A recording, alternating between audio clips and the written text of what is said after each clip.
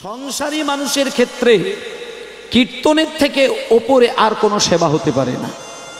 যেমন মায়েরা বললেন আস্তে, মনে করুন কোনো মা হয়তো সন্তানকে মানুষ করতে গিয়ে বা স্বামীকে দেখাশোনা করতে গিয়ে, স্বামীর সেবা দিতে গিয়ে, ব্যবসা বজায় রাখতে গিয়ে, আত্মীয় স্বজনের কর্তব্য পালন করতে গিয়ে আপনি মন্দিরে ঠিক মতো সেবা দিতে পারেন নাই। আপনারা এখন দেখছেন আদি সনাতন অফিসিয়াল ইউটিউব চ্যানেল। কিংবা দীক্ষা গ্রহণ করেছেন গুরুদেবের কাছ থেকে, কিন্তু সংসারের চাপে পড়ে আপনি দীক্ষা মন্ত্র নিয়ম করে জপ করতে পারেন না।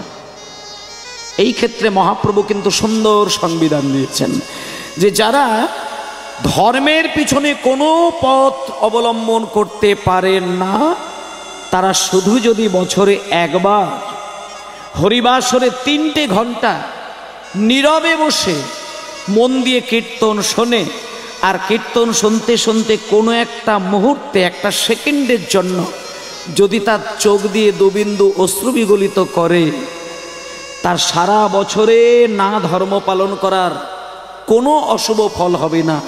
তার সম্পূর্ণ ফল ওই একটা দিনের চোখের জলে ভগবানের কাছে চলে যায়। কিছু করার দরকার নেই, কারণ কীর্তন শ্রবণ করাটা হচ্ছে একটা পরিপূর্ণ আত্মনিবেদনের পথ, আর এটা হচ্ছে চরম সেবা। আপনাকে বলি, সেবা আপনি বিভিন্নভাবে করতে পারেন, কিন্তু কীর্তন শ্রবণের সেবার থেকে বড় সেবা কিন্তু কিচ্ছু হয় না। ভক্তি জগতে 9টা জিনিস আছে। 9টা জিনিসের মধ্যে সব থেকে প্রথম এবং প্রধান যে সেবার ভক্তির পথ, সেটা হচ্ছে কীর্তন শোনা। যেমন শ্রবণং কীর্তনং বিষ্ণু শরণং পাদ সেবনং অর্চনং বন্দনং দাস্যং সখ্যং সর্বোপরি আত্মনিবেদনং। তাহলে এইবার আপনারা যে কীর্তনটা শুনতে বসেছেন, এটা কিন্তু ভক্তি জগতের সবার প্রথম স্টেপ।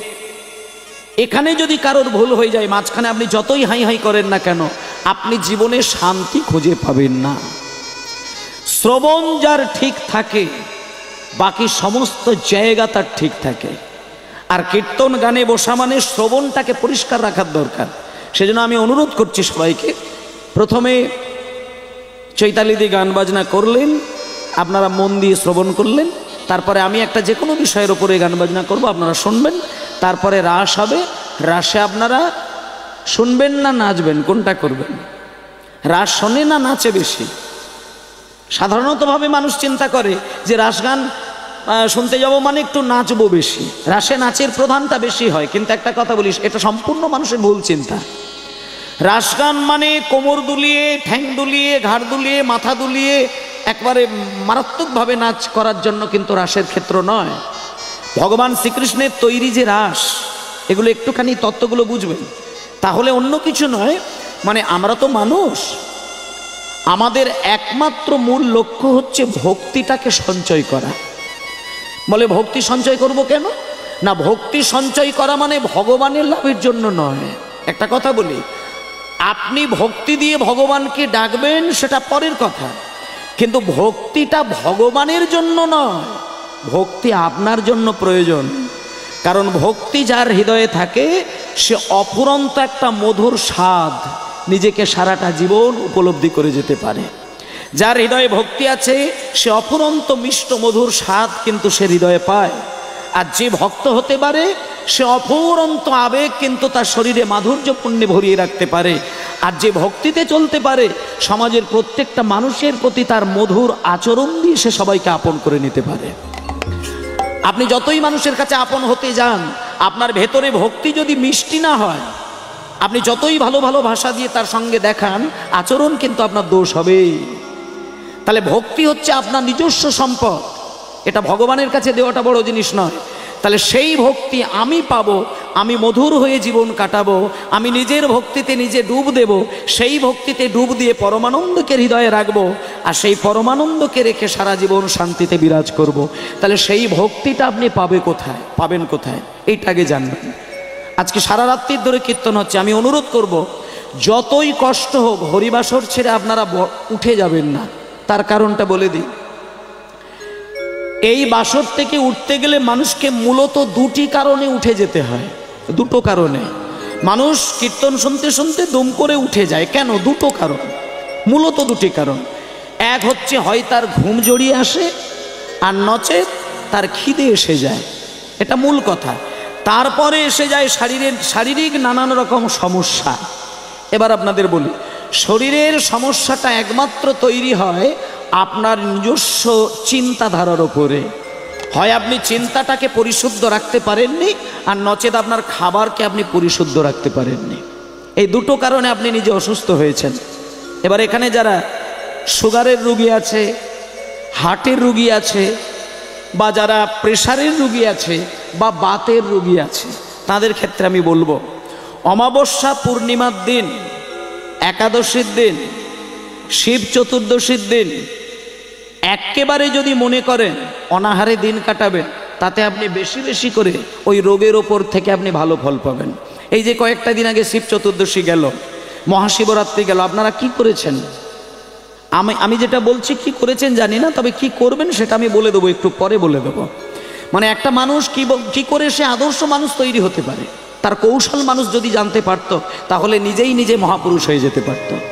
চৈতন্যদেব তিনি অবতার শ্রেষ্ঠ, রামকৃষ্ণদেব তিনি মহাপুরুষ, স্বামী বিবেকানন্দ তিনি একজন শ্রেষ্ঠ মহাপুরুষ, নেতাজি সুভাষচন্দ্র বসু, রামকৃষ্ণদেব, যারই কথা বলবেন তারা কেন এত মহান হয়েছেন? তারা কি আলাদা করে কিছু প্রকৃতিতে জন্ম নেবার পরে কি তৈরি করেছে? তৈরি করেননি। এক হচ্ছে জন্ম জন্ম ধরে বিগত জন্ম থেকে তারা সুফল আদায় করে নিয়ে মানব কুলে জন্ম নিয়েছেন, আর এই প্রকৃতিতে জন্ম নিয়ে তাদের পথ চলা, পরিশুদ্ধ চলার পথ থেকে তারা এই জায়গাগুলো তৈরি করেছেন। তাহলে আমি আপনাদের বলবো কেমন করে কি করে জীবন ধারণ করলে আপনার সংসারে আপনি স্বর্গ নামাতে পারবেন, আর কেমন পথে ভুল হলে আপনি আপনার স্বর্গের মধ্যে নরক সৃষ্টি করবেন, সেই বিষয়গুলো জানিয়ে দেব। তার আগে একটা কথা বলবো, সবাই মিলে হাত জোড় করে একটা গান গাইব, এবং সেই গানটা আমিও গাইবো, আপনারাও গাইবেন, আমার স্টাফেরাও গাইবে।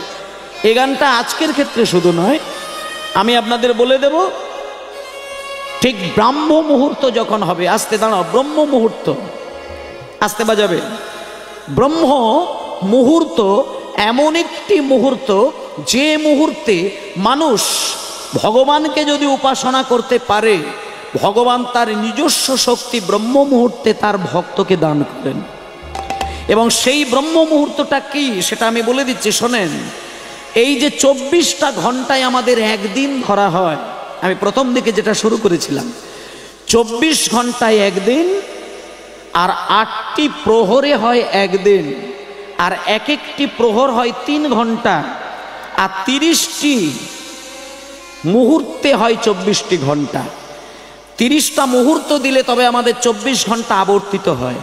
তার মধ্যে 48 মিনিট হলে তবে একটা মুহূর্ত হয়। এই হিসাবগুলো একটু মাথায় রাখার চেষ্টা করবেন। 48 মিনিটে এক মুহূর্ত, 15 মুহূর্তে হয় একদিন, একটা সারাদিন, 4টে প্রহর, আর সারা রাত্রির মধ্যে হয় 15টি মুহূর্ত। মোট 30টি মুহূর্ত মিলে 24 ঘন্টা কাটে। তার মধ্যে আপনাদের বলে দিই, রাত্রির 14 নম্বর মুহূর্ত যখন হয়, এইটা মানুষের কাছে সব থেকে বেশি গুরুত্বপূর্ণ সময়। কেউ যদি 24 ঘন্টার মধ্যে কোনো সময় ঈশ্বরের নাম নাও নিতে পারে, কিন্তু ঠিক রাত্রির 14 নম্বর মুহূর্ত যেটা হয়, সেই মুহূর্তটা আগেকার দিনে যেটা প্রথা ছিল, আমার নিজের ঠাকুরমা যেটা করতেন, ঠিক ওই 14 নম্বর মুহূর্তে আমার ঠাকুরমা যতই রাত্রিতে ঘুমাতে যান, ওই মুহূর্তটা ঠাকুরমাকে ঘুম পাড়িয়ে রাখতে পারা যেত না। ঠাকুরমা উঠতেন, এবং সবার প্রথমে ঠাকুরমার কাজ হচ্ছে শঙ্খটাকে বাজানো, তারপরে সমস্ত কাজের ওপরে দায়িত্ব নেবে। তাই এখানে যতগুলো মা বাবা আছেন, আমি তাদেরকে গুরু দায়িত্ব দিয়ে দিচ্ছি একটা, আপনারা 14 নম্বর মুহূর্তে অন্তত 5টা মিনিটের জন্য উঠে হলেও আপনার বাড়িতে শঙ্খধ্বনিটা করবেন। এটা আমি অবশ্য কর্তব্য দায়িত্ব দিয়ে যাচ্ছি। তাহলে এইবার বলে দিই 14 নম্বর মুহূর্তের টাইমটা, অনেকে এইটা খেয়াল করতে পারবেন, আমি বলে দিই।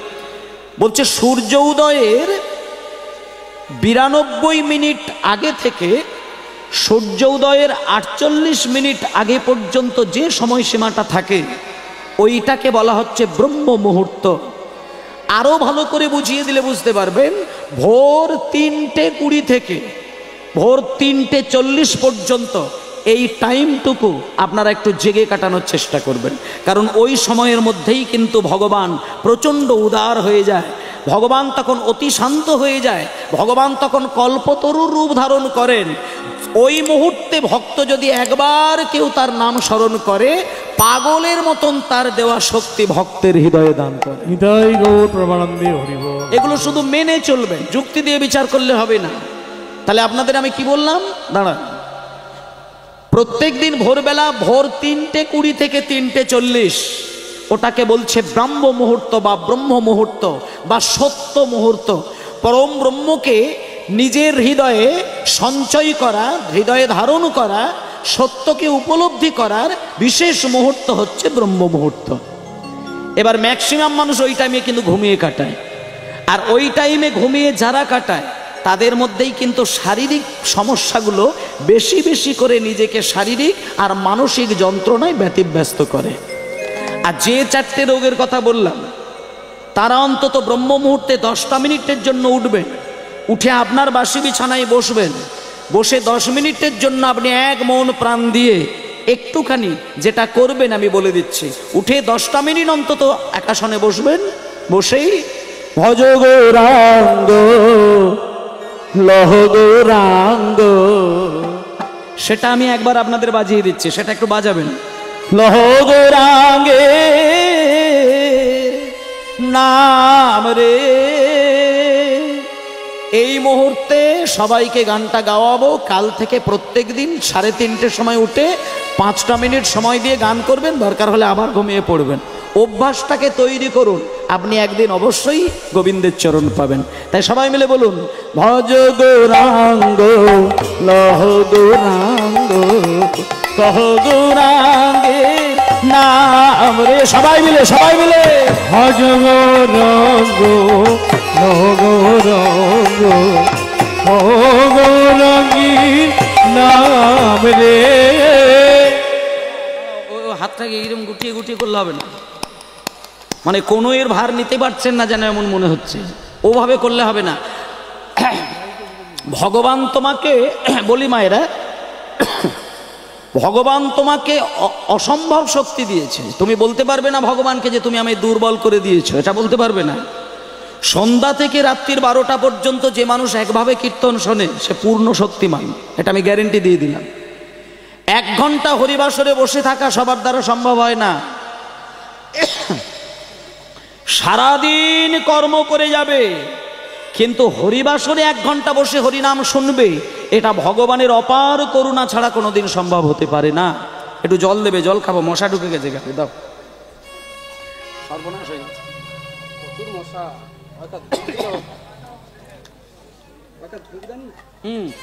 মশার ধূপ দেন না কয়েকটা।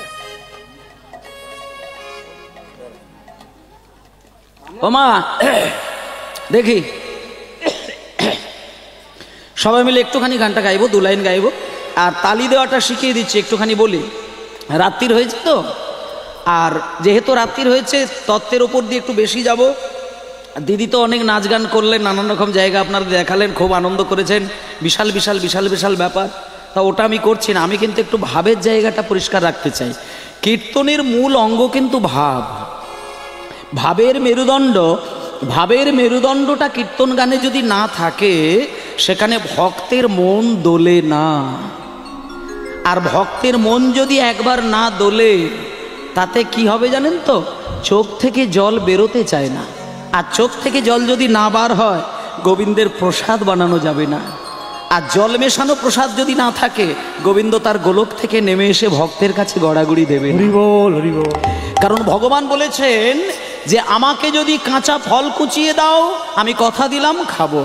কিন্তু তোমরা তো সংসারী মানুষ, ছেলেকে, পুত্রকে, নাতিকে, নাতনিকে, স্বামীকে খাওয়াতে গেলে অনেক সময় পয়সা তোমাদের কুলায় না। তাতে ভগবান নিজে থেকে মুখ বাড়িয়ে বলেছেন যে ফল যদি মনে হয় মাঝে মধ্যে দিতে পারবে না, আমাকে নিয়ে টেনশন করো না। তোমরা গাছে, ফুলের বাগানে যাবে, একটা ফুলকে খসিয়ে নিয়ে প্লেটে দেবে, শুধু একবারটি বলবে, হে গোবিন্দ, আজকে আমি কিচ্ছু দিতে পারি না, শুধু একটা ফুল তোমার চরণে দিলাম। যন্ত্রণাদায়ক, জল দাও জল দাও, মশাটা না যাচ্ছে বাইরে না যাচ্ছে ভেতরে, সমস্যা না।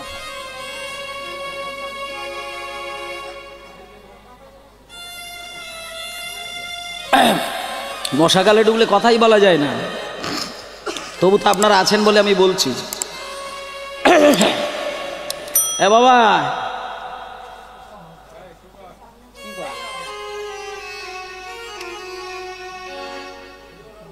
কথা নেই বাবা, একদম কথা নেই, হ্যাঁ একদম চুপ। হরি বল, নিতাই গৌর হরি বল, গৌর হরি বল, হরি বল। তাহলে যে কথাটা বলছিলাম যে সেই জন্য আস্তে কীর্তন হচ্ছে সেই রসের জিনিস যা শুনলে পরে মানুষের কোনোভাবেই ইচ্ছে যাবে না আমি কোমর দোলাবো বা ঘাট দোলাবো, মাথা দোলাবো। কীর্তনে আত্মা দুলবে, মন দুলবে, প্রাণ দুলবে, আর প্রকাশ হবে দু চোখ দিয়ে বিন্দু বিন্দু ধারা গড়াবে। এটা যেদিন হলো সেদিন জানবেন আপনি পরতত্ত্বের সন্ধান করেছেন, পারমার্থিক সুখকে লাভ করেছেন এবং সেই পরম ব্রহ্ম শ্রীকৃষ্ণের চরণের দাসী হতে পেরেছেন। মায়েরা, কতকগুলো আপনার সংসার জীবনে চলার কৌশল আমি দেখিয়ে দেবো। তাহলে ব্রাহ্ম মুহূর্তে উঠে যেটা করবেন, একটু এইবার ভালো করে হাতটাকে চাকিয়ে এইভাবে বাহুটাকে কোণ করে নয়, বাহুটাকে সোজা করে আর আঙুলগুলোকে স্পর্শ করে। সব জিনিসেরই একটা নিয়ম আছে। আপনি যদি বলা ভুল করেন আর আপনার হাতের কৌশলটা ভুল করেন, সেটা কিন্তু মাঙ্গলিক দিক থেকে কিন্তু ঠিক হবে না। একই শব্দ একই অঙ্গ থেকে বার হবে, কিন্তু আপনার ওই অঙ্গভঙ্গির দোষে কিন্তু শব্দটা অশুভ হয়ে যাবে। আপনি যখন হাতে তালিটা আঙুল ছড়িয়ে দেবেন, সে শব্দে কোনোদিন গোবিন্দ সেবা হবে না। আর আপনি যখন হাতটাকে এইভাবে সরিয়ে এইভাবে দেবেন, সেটাও মাঙ্গলিক শব্দের মধ্যে পড়বে না। কিন্তু আপনাকে হাত এইভাবে স্পর্শ করে শব্দটাকে হালকা করে দিতে হবে। তাতে যদি মনে হয় যে শব্দ হচ্ছে না, কিছু যায় আসে না, শুধু এইভাবে হাতে তালি দিয়ে নাম করলেই গোবিন্দ সেবায় লাগবেন। তাই সবাই মিলে বলুন, ভজ গৌরাঙ্গ। এইভাবে এইভাবে একদম ঠিক। এইটা দেখুন, আপনি বুঝতে পারবেন যে আপনি গোবিন্দের জন্য এটা করছেন। বাবা, ভজ গৌরাঙ্গ, লহ গৌরাঙ্গ, কহ গৌরাঙ্গের নাম রে। হরি হরি গৌরাঙ্গ, লহ গৌরাঙ্গ, কহ গৌরাঙ্গের নাম রে। ভজ গৌরাঙ্গ, লহ গৌরাঙ্গ, কহ গৌরাঙ্গের নাম রে। বলুন, যে জনা গৌরাঙ্গ ভজে, সে হয় আমার প্রাণ রে। যে জন গৌরাঙ্গ ভজে, সে হয় আমার প্রাণ রে। আর যে জনা গৌরাঙ্গ ভজে, সে হয় আমার প্রাণ রে। জনা গৌরাঙ্গ ভজে, সে হয় আমার প্রাণ। সবাই বলুন, ভজ গৌরাঙ্গ, লহ গৌরাঙ্গ, কহ গৌরাঙ্গের নাম রে। ভজ গৌরাঙ্গ, লহ গৌরাঙ্গ, কহ গৌরাঙ্গের নাম রে। জয় নিতাই। তাহলে মায়েরা, এই যে ভজ গৌরাঙ্গ, লহ গৌরাঙ্গ, কহ গৌরাঙ্গের নাম রে, এটা গৌরাঙ্গকে খুশি করার জন্য ব্রহ্ম মুহূর্তে উঠে আমার প্রথম কাজ হচ্ছে আমি গৌরকে স্মরণ নিলাম। আর গৌরকে যে পোছে না, গৌরকে যে মানেন না, আমি বলে দিচ্ছি, সে যতই দামি দামি মন্দির তৈরি করে, সেইখানে যতই রাধা মাধবের বিগ্রহ তৈরি করুক বা মা কালীর চরণে আছাড় খেয়ে পড়ুক, নিতাই গৌরের বিগ্রহে যদি কেউ জল না দেয়, নিতাই গৌরের চরণে যদি কেউ আত্মনিবেদন না করে, রাধাকৃষ্ণ বলে যতই কাঁদুক, কৃপালাভ হবে না। কারণ নিতাই গৌর হচ্ছে আমাদের কলিযুগের ভগবান, বাঙালিদের জন্য শ্রেষ্ঠ ভগবান। তিনি যেটা করেছেন, কোনো কালে কোনো যুগে কোনো দাদা নেতা রাজা গজা তো পারেই না, আর ভগবানও পর্যন্ত পারেন না। যেমন সত্যযুগে শঙ্খ চক্র গদা পদ্মধারী নারায়ণ ছিলেন, আস্তে, শঙ্খ চক্র গদা পদ্ম এই চারটে জিনিস ধরেছিলেন নারায়ণ। আর ত্রেতা যুগে ছিলেন রামচন্দ্র, দাপরে ছিলেন কৃষ্ণচন্দ্র। এই তিন যুগের ভগবান যেটা পারেন নাই, কলিযুগে গৌর হরি তার থেকে লক্ষ গুণ বেশি ভক্তকে দিয়েছে। হরি বল, হরি বল। তাই জন্য মায়েরা, খুব সহজে যদি মনে হয় যে আপনি আপনার একটা পরিপূর্ণ মানুষ হয়ে দাঁড়াবেন, তাহলে কাউকে ডাকতে হবে না, আপনি শুধু নিতাই আর গৌরের চরণে জল ঢালবেন। এখন সবাই কি বাড়িতে 10 লাখ টাকা 20 লাখ টাকা দিয়ে মন্দির গড়তে পারে? সবাই পারে না। আর আপনার বাড়িতে একটা মন্দির হলো না বলে আপনি আপনার স্বামীকে বলবেন যে একটা মন্দির বানাও, মন্দির বানাও, মন্দির বানাও, আমার বহুদিনের শখ, আমি মন্দিরে গিয়ে সেবা দেব, ডালা দেব, এসবগুলো কথা নয়। মন্দির বানালেই আপনি ভগবানকে আনতে পারবেন, মন্দির বানালেই সেইখানে ঈশ্বর এসে বিরাজ করবে, এটা কোনো গ্রন্থে লেখা নেই, কোনো গ্রন্থে লেখা নেই। আপনার রান্নাঘরের পাশেই একটা তালপাতা দিয়ে ঘর করবেন, সেই ঘরে ক্যালেন্ডার রাখবেন, কিচ্ছু দরকার নেই। যখন মনে হবে আপনি ঈশ্বরের উপাসনা করবেন, ওই তালপাতার ঘরের মধ্যেই গিয়ে আপনি ঈশ্বরকে ডাকবেন। আর ভগবান ওই তালপাতার কুঁড়ে ঘরেই হামাগুড়ি দিতে দিতে গিয়ে ভক্তের হাত থেকে প্রসাদ গ্রহণ করবেন। এটা ভগবানের বাণী।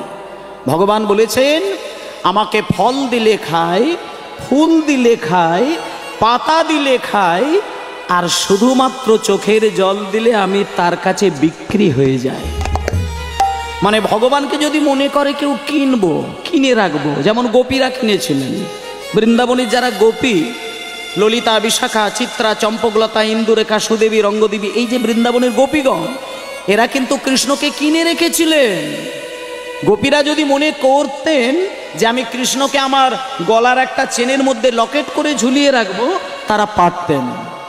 গোপীরা যদি মনে করতেন যে কৃষ্ণকে কোথাও ছাড়বো না, আমি সারাটা জীবন ধরে আমার চুলের খোঁপার বিনুনির মধ্যে রেখে দেব, তাও পারতেন। এত তাদের ক্ষমতা ছিল, কিন্তু করেননি। কেন না? কৃষ্ণ হচ্ছে পরম পুরুষ, আর ললিতা, বিশাখা, চিত্রা, চম্পকলতা এরা হচ্ছে নারী। তাই ভেবেছিলেন যে ব্রজে নারী রূপে যখন আমরা সদাই কৃষ্ণকে বুকে জড়িয়ে রাখবো, লোকে আমাদেরকে কলঙ্কিনী বলবে। আর কোনো রকম কোনো নেগেটিভ কথা, উল্টো কথা, অশুভ কথা যখন ভক্তির মনে ব্যথা দেবে, তখন ভক্তিতে আঘাত আসলে তাতে প্রাণ কৃষ্ণ কষ্ট পাবে। তাই আমরা এ জন্মে মাকে কথা দিয়ে গেলাম, মায়ের কাছে হাত পেতে একটা জিনিস চেয়ে গেলাম, মা তুমি আগামী জন্মে আমাদেরকে আর নারী করে পাঠিও না, পুরুষ করে পাঠাবে। সারাটা জীবন আমরা ভগবানকে হৃদয় মাঝে জড়িয়ে ধরে রাখব। হরি বল, হরি বল। তাই সেই গত জন্মে যারা ছিলেন গোপীগণ, তারা এই কলিযুগে জন্ম নিলেন গৌর ভক্ত হয়ে। তারা সবাই পুরুষ, আর সেই পুরুষ হয়ে যদি মনে করলেই গৌর হরিকে বুকে জড়িয়ে ধরে, তাতে ভক্ত কোনো দোষ দিতে পারে না। তাই সেইখানে ললিতা সখী এইখানে হয়েছে রামানন্দ রায়, আর বৃন্দাবনের বিশাখা সখী, ললিতা সখী হচ্ছে স্বরূপ দামোদর, আর বিশাখা সখী হচ্ছে রামানন্দ রায়। প্রধান ভক্ত দুইজন, আর মাঝখানে গৌর হরি আমার। এইভাবে ক্রন্দন করছেন। কেমন ভাবে? স্বরূপের গলায় ধরি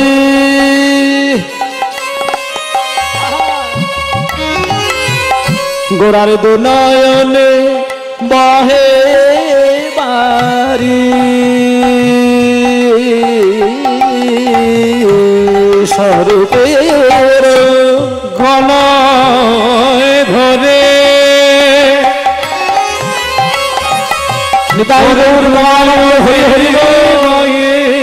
এবারে স্বরূপের। দাঁড়াও দাঁড়াও মায়েরা, পুরী ধামে কারা গিয়েছেন? পুরীর মন্দির কারা গিয়েছেন, কারা যাননি? পুরী ধামে যদি যান, এবার যদি কোনো দিন যান, একটা কথা বলি, পুরী ধামে গেলে না ওই সমুদ্রে স্নান করবেন, ভালো কথা। তারপরে জগন্নাথ মন্দির যাবেন, জগন্নাথ দর্শন করবেন, প্রসাদ পাবেন, সব ঠিক আছে।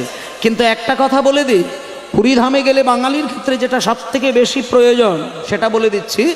পুরীর মন্দিরে যাবার কিছুটা আগে দেখবেন সমুদ্র আর পুরীর মন্দির, এর মাঝখানে যে রাস্তা, দুদিকে দোকানে পরিপূর্ণ, ঠিক ওই দোকানধার ধরে রাস্তা দিয়ে যেতে যেতে যেতে যেতে হঠাৎ দেখতে পারবেন ডান দিকে লেখা রয়েছে চৈতন্য মহাপ্রভুর গম্ভীরা ধাম। এবং আমি আপনাদের বলবো, পুরীতে গিয়ে খাজা, গজা, নিমকি, হ্যান ত্যান ফল্লাতুষ্ক সবই কিনবেন। পুরীতে গেলে দেখেছি মানুষ বস্তা বস্তা খাজা গজা নিয়ে ফেরে। মানে জগন্নাথের কাছে কতটা ভক্তি দেওয়া হলো জানি না, একবারে 2 ব্যাগ গজা নিয়ে বাড়িতে এসেছে। প্রত্যেক বাড়িতে 1 থালা করে গজা দান। যে পুরী গিয়েছিলাম প্রসাদ এনেছি, ওগুলো পরে, ওগুলো আগে নয়। প্রসাদ ওগুলো নয়। ভগবান কোন প্রসাদ পায়? আপনি একটা নাড়ুগোপাল পুষেছেন, মন্দিরে একটা নাড়ুগোপালকে বসিয়ে রেখেছেন, আর নাড়ুগোপালের হাতটা এইভাবে বাড়ানো থাকে বলে আপনি প্রত্যেকটা দিন একটা করে নাড়ু নিয়ে গোপালের হাতে দিয়ে দেন। আপনি ভাবলেন যে গোপালকে আমি সেবা দিয়েছি, খুব আনন্দ। গোপাল ওগুলো খায় না, গোপাল ওগুলো খায় না। জন্মাষ্টমীর দিনে আপনি দামি দামি নাড়ু তৈরি করেছেন, লুচি করেছেন, সুজি করেছেন, পরোটা করেছেন, 8 কড়াই ভেজেছেন, তা আপনার ছেলেটা যেদিন জন্ম হবে তার গালে 8 কড়াই দিয়ে দেখবেন কিভাবে চেবায়। তাহলে আপনি জন্মাষ্টমীর দিনে কৃষ্ণের জন্মের শুভক্ষণে আপনি কৃষ্ণের বুকে লুচি দিয়ে দেবেন, কড়াই দিয়ে দেবেন, ও তো দম বন্ধ হয়ে মারা যাবে। তা আপনি 8 কড়াই ভাজেন কি করে? তা বলুন কি? এগুলো নিছক নিজেদের মুখে ওই মানে আমি খাবো, আমি মাখবো, এই চিন্তা করে ভগবানকে স্থান দেওয়া, ওগুলোর দরকার নেই। আপনি যখন গোপাল সেবা দেবেন, আপনি যখন রাধারানীকে সেবা দেবেন, ওগুলোর দরকার নেই, কিচ্ছু দরকার নেই। একটা জিনিস ভগবান খেতে, পেতে, চাইতে, দেখতে খুব ভালোবাসেন। একটা জিনিস, হাতটা বাড়িয়ে থাকছে কিসের জন্য? আপনি যদি গোপালের দিকে তাকিয়ে থাকেন, একভাবে দেখবেন গোপাল আপনার দিকে তাকিয়ে রয়েছে।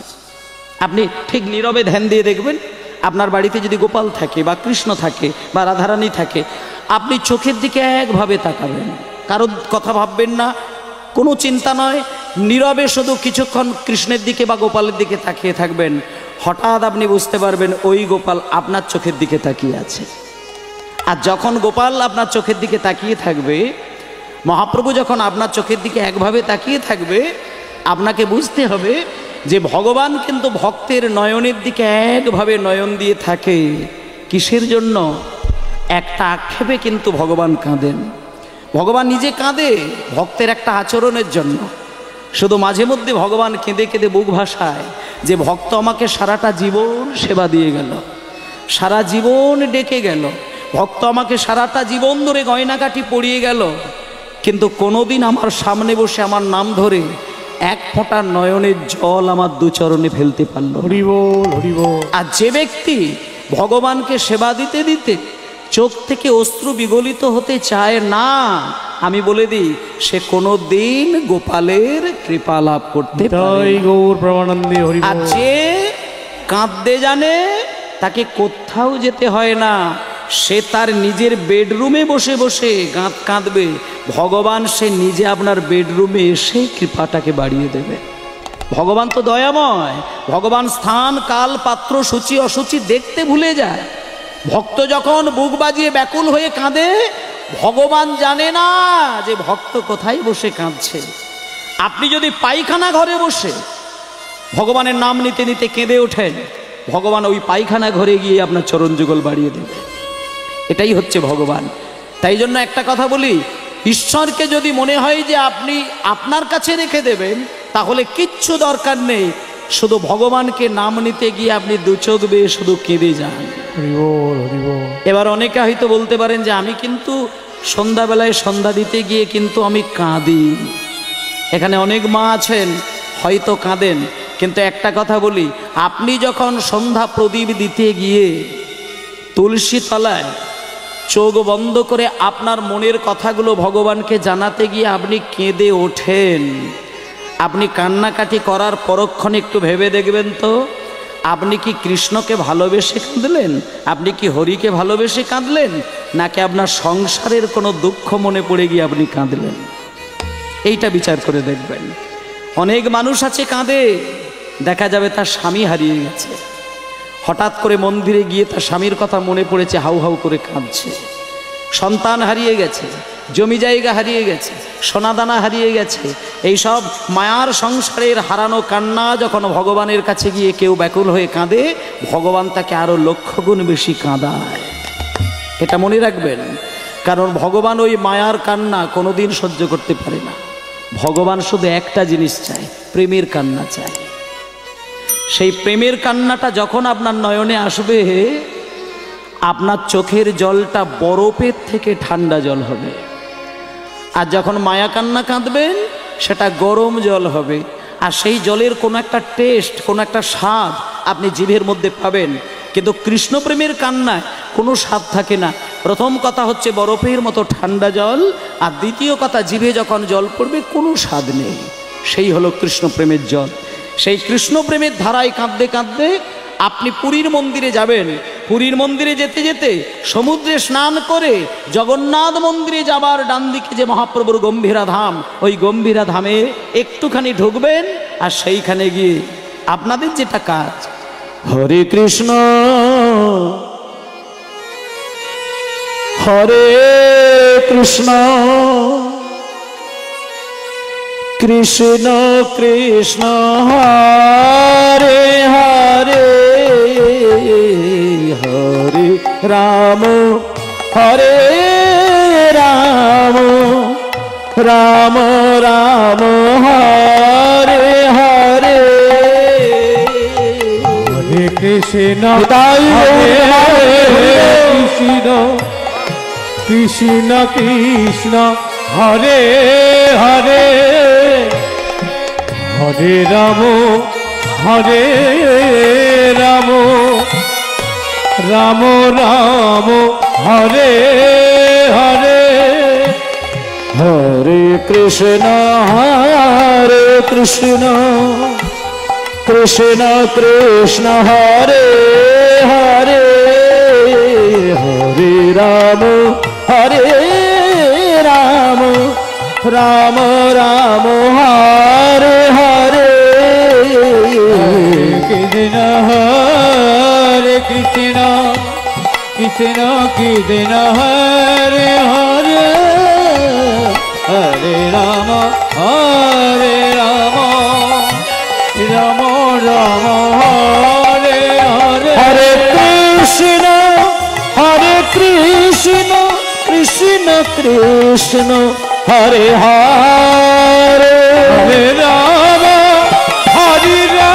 হরে হরে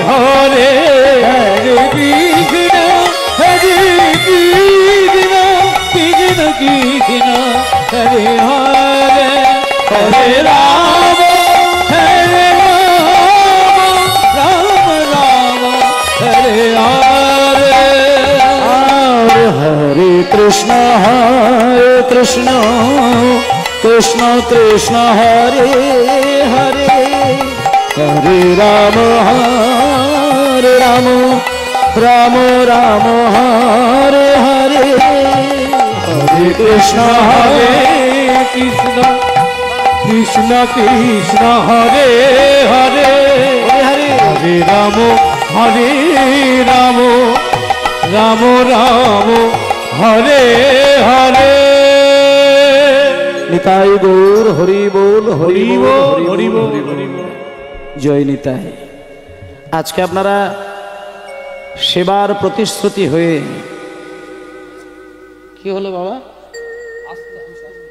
কি হলো, চুপ কর বাবা, রেগে যাস না, একটু বস।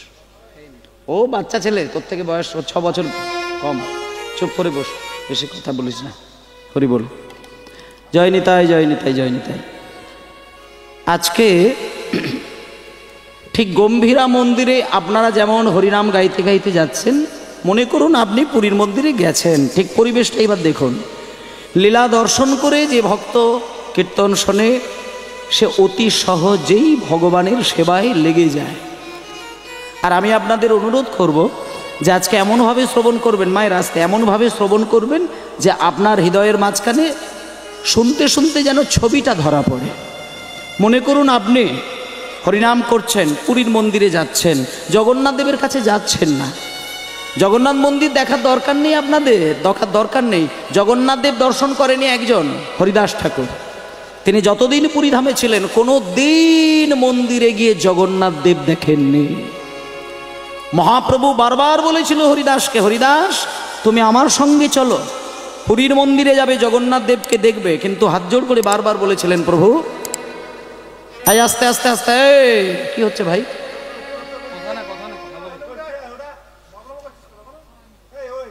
না এটা কি এই পার্ক আছে নাকি রে ভাই?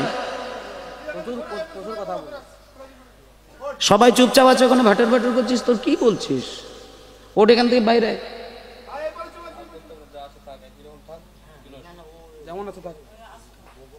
হ্যাঁ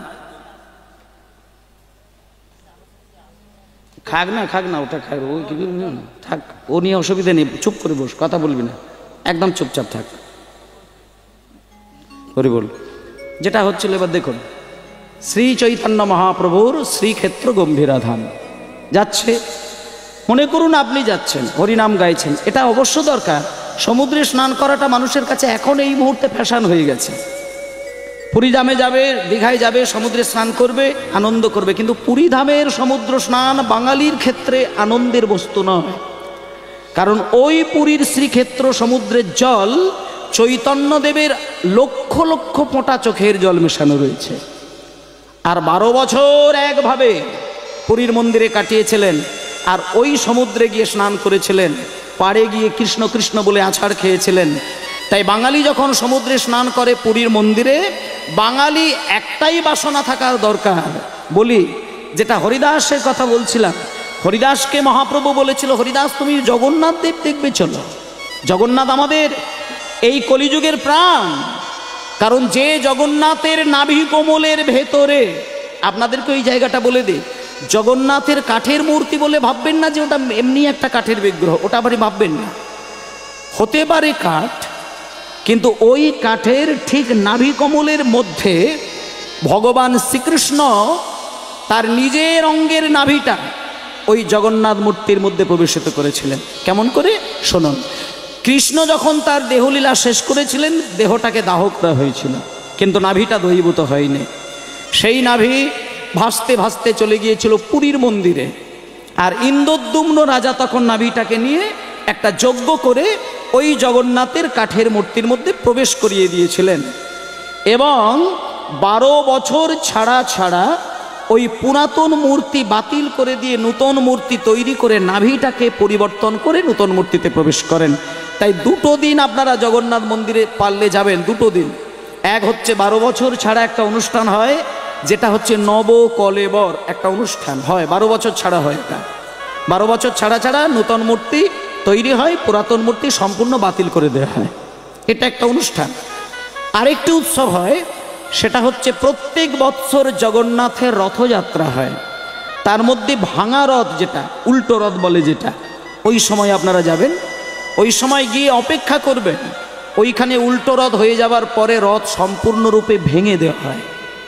একমাত্র পুরীধাম যেখানে প্রত্যেক বছর লক্ষ লক্ষ টাকা খরচা করে রথ তৈরি হয়, আর রথটা সম্পূর্ণ ভেঙে দিয়ে কাঠগুলোকে টুকরো টুকরো করে নিলামে বিক্রি করেন। এবং সারা ভারতবর্ষ থেকে বিভিন্ন বৈষ্ণব সমাজ গিয়ে ওই রথের কাঠ নিলামে কিনে নেন। এবং যারা জানেন তারা গিয়ে কিনে আনেন, অনেকেই বোঝেন না। তাই আমি বলে দিচ্ছি, 2 দিন আপনারা যাবেন। এক হচ্ছে রথযাত্রার দিনে যাবেন, আর নবকলেবর উৎসবের দিনে যাবেন। কারণ যে জগন্নাথকে আপনি দেখছেন, পা নেই, হাত নেই, চোখগুলো বড় বড়, কানগুলো লম্বা লম্বা, মুখটা বিকৃত, কিন্তু উনি এই কারণেই বিকৃত হয়েছেন, উনি মানুষকে সুন্দর করে সাজাতে গিয়ে নিজে নিঃস্ব হয়ে বসে আছেন। চরণ দুটো দিয়ে দিয়েছেন মানুষকে, আর বলতে চেয়েছে, ওরে মানুষ, নিজে কর্ম করার জন্য সারা বিশ্ব ব্রহ্মাণ্ডে তুই ছুটে বেড়াবি, যেখানে পারবি সেখানে ছুটবি, আমি তোকে চরণ দিয়ে দিলাম। কর্ম করার জন্য বাহু দিয়ে দিলাম, তোকে শক্তি দিয়ে দিলাম, বুদ্ধি দিয়ে দিলাম, মন দিয়ে দিলাম, চোখ দিয়ে দিলাম, তাই আমি নিঃস্ব হয়ে বসে থাকলাম। তাহলে আমরা যখন পুরীধামে যাব, আমাদের কাছে জগন্নাথের কাছে চাইবার তো কিচ্ছু নেই, কিচ্ছু নেই। আমাদের মূল কথা হচ্ছে পুরীধামে গিয়ে চৈতন্যের কৃপা লাভ করা। সেই চৈতন্যের কৃপা লাভ করতে গেলে 1 নম্বর সমুদ্রে স্নান করে আপনি হা কৃষ্ণ হা চৈতন্য বলে কাঁদবেন, সেইখানে মহাপ্রভুর চরণধুলো রয়েছে আর চোখের জল রয়েছে। এইবার ওখান থেকে স্নান করে আপনি কৃষ্ণ কৃষ্ণ বলতে বলতে চলে আসবেন গম্ভীরা ধাম। এবার এই গম্ভীরা ধামে আসলে যেখানে চৈতন্য মহাপ্রভু 12 বৎসর, 1 বছর 2 বৎসর নয়, 12 বছর একটা ছোট্ট ঘরের মধ্যে দুজনকে বুকে জড়িয়ে ধরে পাগলের মতন কৃষ্ণ বলে কেঁদেছিলেন, পাগলের মতন। সে কান্না পৃথিবীতে দ্বিতীয় কোনো মানুষ কাঁদতে জানে না। দুজন ব্যক্তি ছিলেন, আমি নাম বলে দিচ্ছি। একজনের নাম স্বরূপ দামোদর, তার গলাটাকে জড়িয়ে ধরতেন। আর দ্বিতীয় হচ্ছে রামানন্দ রায়, তারও গলা জড়িয়ে ধরতেন। কখনো স্বরূপ দামোদরের গলা জড়িয়ে ধরে কাঁধে মাথা রেখে হা কৃষ্ণ বলে কাঁদতেন, আর কখনো রামানন্দ রায়ের গলা জড়িয়ে ধরে হা কৃষ্ণ বলে কাঁদতেন। এবং একটা কথা বলি, মানুষের যতই তীব্র বিরহ হোক, কিন্তু মানুষের চোখের জল বদন গড়িয়ে পড়ে। মনে করুন কোনো মায়ের জীবন থেকে সন্তান হারিয়ে গেছে, মা কিন্তু কাঁদবে, মা পাগল হয়ে যাবে, মা মূর্ছা চলে যাবে, মা বুকে হাত চাপড়ে চাপড়ে অজ্ঞান হয়ে যাবে, চোখ থেকে সমুদ্রের মতো জল গড়াবে। কিন্তু মহাপ্রভুর যে চোখের জলের গতি, সেটা কিন্তু মানুষের দেখা যায় না। একটুখানি বলে দিই, কখনো কখনো স্বরূপ দামোদরকে সামনে রেখে, স্বরূপের কাঁধে দুটো হাত রেখে হা কৃষ্ণ বলে কাঁদতেন। এমনভাবে মহাপ্রভুর তীব্র বিরহটা দেখা যেত যে হা কৃষ্ণ বলে কাঁদতে গেলে চৈতন্যদেবের চোখ থেকে জলটা পিচকারির মতো ঠিকরে গিয়ে স্বরূপ দামোদরের বদন ভিজে যেত। আপনারা একটুখানি উপলব্ধি করে দেখুন তো মা, একটা মানুষ কাঁদবে, তার চোখের জল পিচকারির মতো ঠিকরে দ্বিতীয় ব্যক্তির কাছে যাবে, সেটা কিসের বিরহ? এগুলোকে ভাবার দরকার, এগুলো ভাবার দরকার। চৈতন্যদেব হা কৃষ্ণ বলে কাঁদছে, চোখের জল অন্য ব্যক্তির বদন ভিজিয়ে দিচ্ছে। আজকে সেই স্বরূপ, সেই রামানন্দ রায় গলা জড়িয়ে ধরে কাঁদছে। কেমন করে? স্বরূপের গলায় ধরি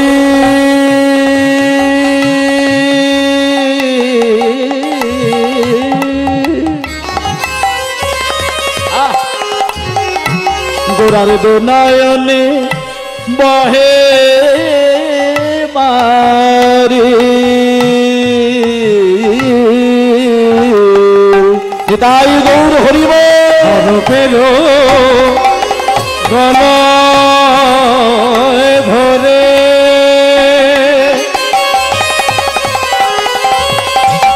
ঘোরের